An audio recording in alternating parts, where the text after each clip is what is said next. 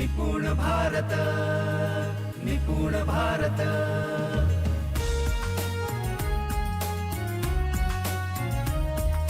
निपुण भारत, निपुण भारत।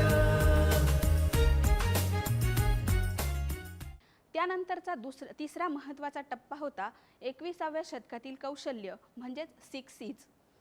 आपल्या सर्वांनाच माहिती आहे की critical thinking, creative thinking, collaboration, communication, confidence आणि कंपेशन हे 21व्या शतकातील 6 महत्त्वाची कौशल्ये आहेत। खरं तर जागतिक दर्जाचं शिक्षण घेत असताना OECD कंट्रीज ह्यांनी फक्त 4 कौशल्यांचा पुरस्कार केलेला आहे, परंतु 2 कौशल्य जी कंपेशन आणि कॉन्फिडन्स ही कौशल्य ही वेध समूहाने ह्यामध्ये इन्क्लूड केलेली आहेत।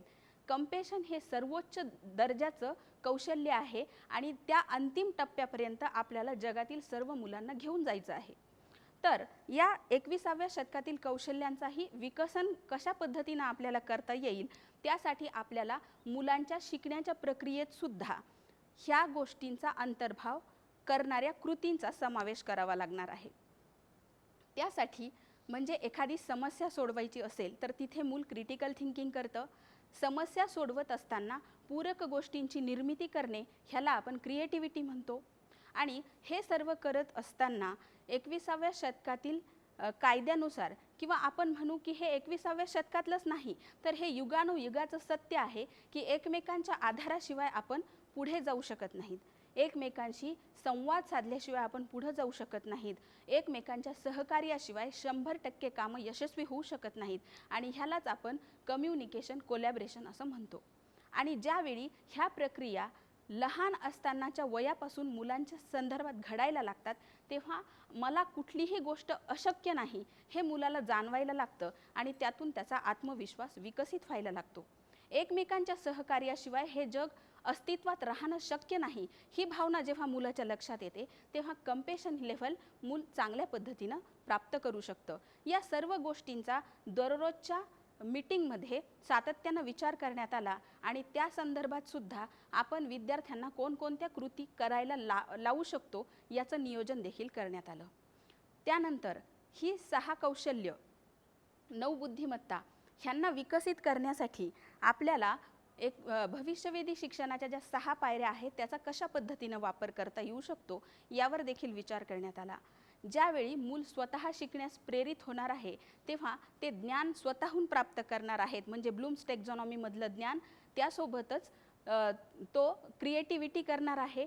समस्या ज्यावेळेस त्याच्या समोर येणार आहे त्याच वेळी त्याला क्रिटिकल थिंकिंग सुद्धा करता येणार आहेत। म्हणजे ह्या सगळ्या साखळ्या सेपरेट नसून एकमेकांमध्ये जोडलेल्या आहेत आणि त्यांची लिंक लावून आपण मुलांना कशा पद्धतीनं शिकण्यास प्रेरित करू शकतो, त्यांची गती वाढण्यासाठी आपण त्यांना आव्हानं देणार आहोत, त्यांच्यामध्ये कम्युनिकेशन, कोलॅबरेशन व्हावं यासाठी आपण त्यांना जोडीने, गटात काम करण्याची संधी उपलब्ध करून देणार आहोत। आणि ह्या सर्व म्हणजे ब्लूम्स टॅक्झॉनॉमी साध्य होण्यासाठी, 21व्या शतकातील कौशल्य विकसित होण्यासाठी आणि 9ही बुद्धिमत्तांना वाव मिळणाऱ्या कृतींचा समावेश करत असताना त्या कृती कोणत्या माध्यमातून आपल्याला कार्यान्वित करायच्या आहेत तर त्या भविष्यवेधी शिक्षणाच्या 6 पायऱ्यांच्या माध्यमातून।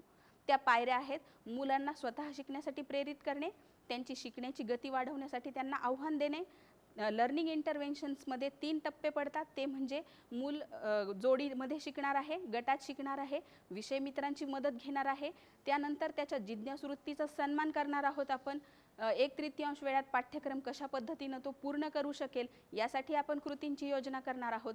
आणि हे करत असताना शिक्षक असो नसो, कारण कोरोना काळामध्ये हा विषय विकसित झाल्यामुळे ही महत्त्वाची गोष्ट होती की शिक्षक असताना सुद्धा आणि नसताना सुद्धा मुलाची शिकण्याची प्रक्रिया ही अविरत चालू राहिली पाहिजे आणि त्यासाठी मूल शिकण्यात तंत्रज्ञानाचा वापर जास्तीत जास्त कसा करेल यावर सुद्धा आपण त्यात भर देणार असं ठरण्यात आलं आणि त्यातून मग वेधकृतींची निर्मिती करण्यात आली।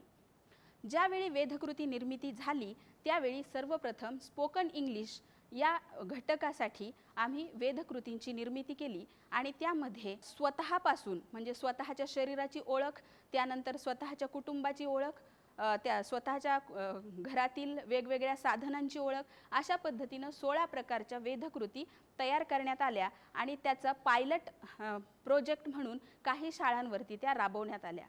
आणि त्या राबवल्यानंतर इतक्या सुंदर पद्धतीचे परिणाम भेटले की कोरोना काळात शाळा बंद होत्या तरीही वेधकृतींच्या माध्यमातून मुलांचं शिकणं हे चालूच होतं. याच वेधकृतींच्या आधारावर महाराष्ट्र आणि छत्तीसगडच्या विद्यार्थ्यांनी स्पोकन इंग्लिश हा प्रयोग यशस्वी करून दाखवला आणि आजही ती मुलं अस्खलितपणे इंग्रजीत बोलू शकतात. हे ह्या वेधकृतींचा परिणाम आहे. त्यानंतर गणिताच्या संदर्भातल्या ज्या वेधकृती तयार करण्यात आलेल्या आहेत त्यामध्ये गणनपूर्व तयारी इथपासून ते 0 ते 9 संख्यांची ओळख, 2 अंकी संख्या, 3 अंकी संख्यांची ओळख, त्यानंतर संख्यांवरील विविध क्रिया, अपूर्णांक, त्यासोबतच पॅटर्न, 1 ते 100 संख्या चौरसांच्या माध्यमातून बेरीज, वजाबाकी, गुणाकार, भागाकार ह्या चारही क्रिया सोप्या पद्धतीनं कशा करता येतील या असंख्य गोष्टींवरती वेधकृतींची निर्मिती करण्यात आली आणि त्या वेधकृती आज वेधस्त्रोत आणि वेधस्त्रोतांच्या संपर्कात येणारे भविष्यवेधी शिक्षण विचाराचं प्रशिक्षण घेणारे अनेक लोक ह्या वापरून बघत आहेत आणि त्यांचे अतिशय आनंददायी परिणाम ते आमच्यासोबत शेअर करत असतात. आणि म्हणूनच वेधकृती हा अतिशय परिणामकारक आहेत हा दावा वेधसमूह करतो. वेधकृतींचा जो परिणाम आहे तो यानंतरच्या अनेक अनुभव शेअर करत असताना त्याच्या माध्यमातून देखील मी आपल्यासमोर वेळोवेळी मांडणारच आहे. परंतु वेधकृती ह्या भविष्यवेधी शिक्षण विचार सार्वत्रिक करण्याचा एक फार महत्त्वाचं माध्यम ठरलेले आहेत हे नाकारून चालता येणार नाही.